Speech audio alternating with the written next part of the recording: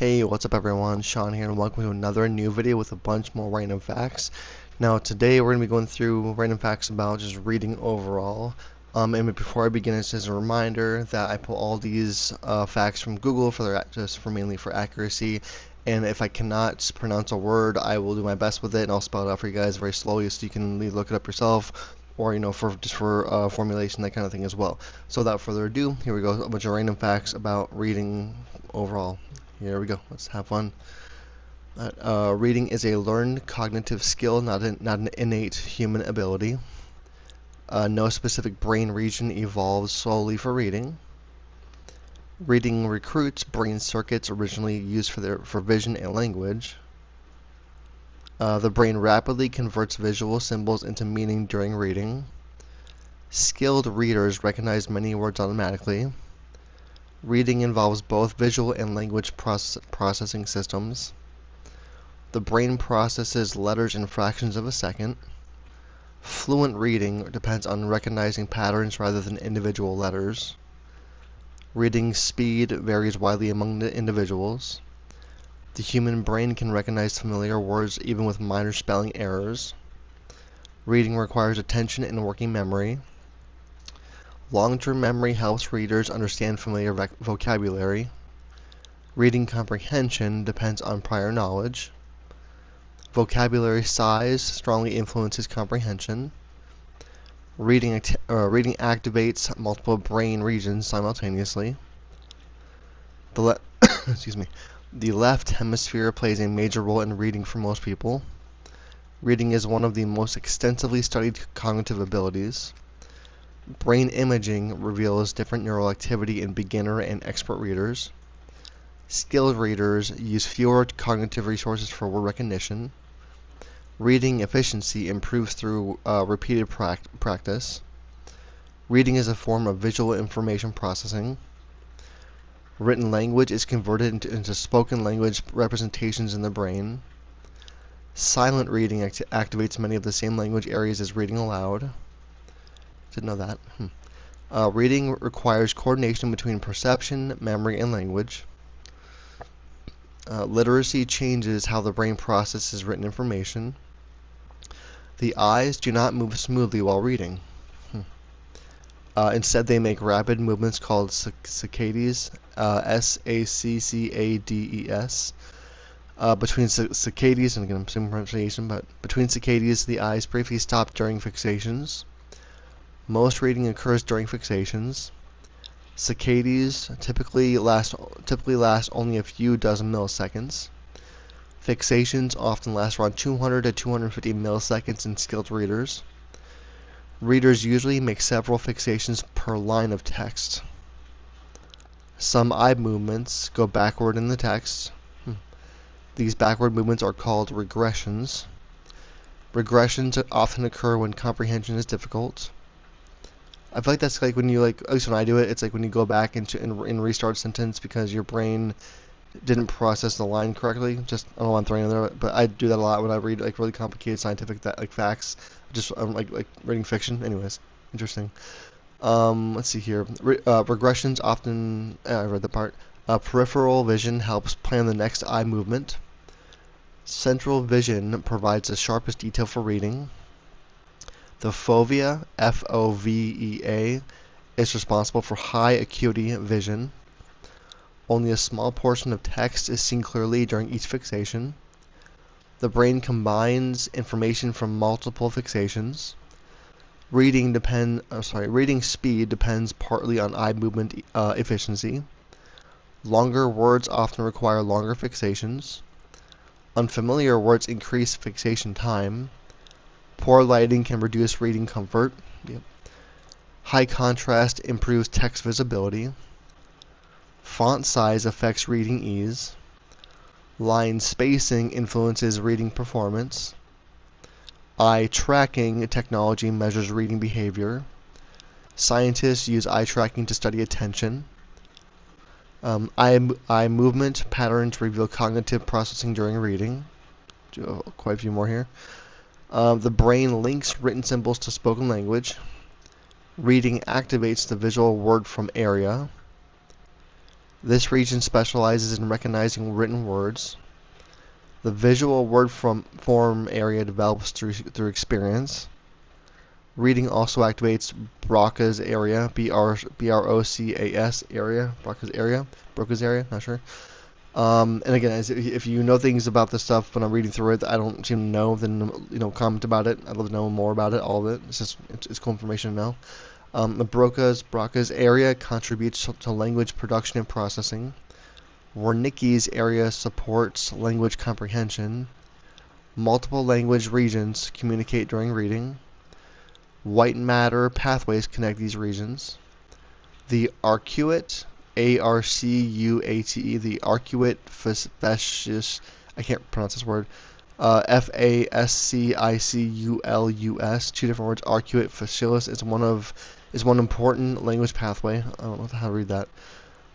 Reading strengthens neural connections through practice. Neuroplasticity supports reading development. Adults continue to improve reading skills throughout life. Reading unfamiliar languages activates additional learning networks. Context helps the brain predict upcoming words. Prediction speeds comprehension. Skilled readers anticipate sentence structure. Grammar helps organize meaning. Syntax influences reading fluency. Semantics provide word meaning. The brain integrates grammar and meaning continuously. Reading comprehension depends on inference making. Readers fill in missing information automatically. Brain activity changes depending on text difficulty. Reading engages both conscious and unconscious processing. Reading improves knowledge acquisition. Working memory temporarily stores information during reading. Long-term memory stores learning vocabulary. Repeated reading strengthens memory.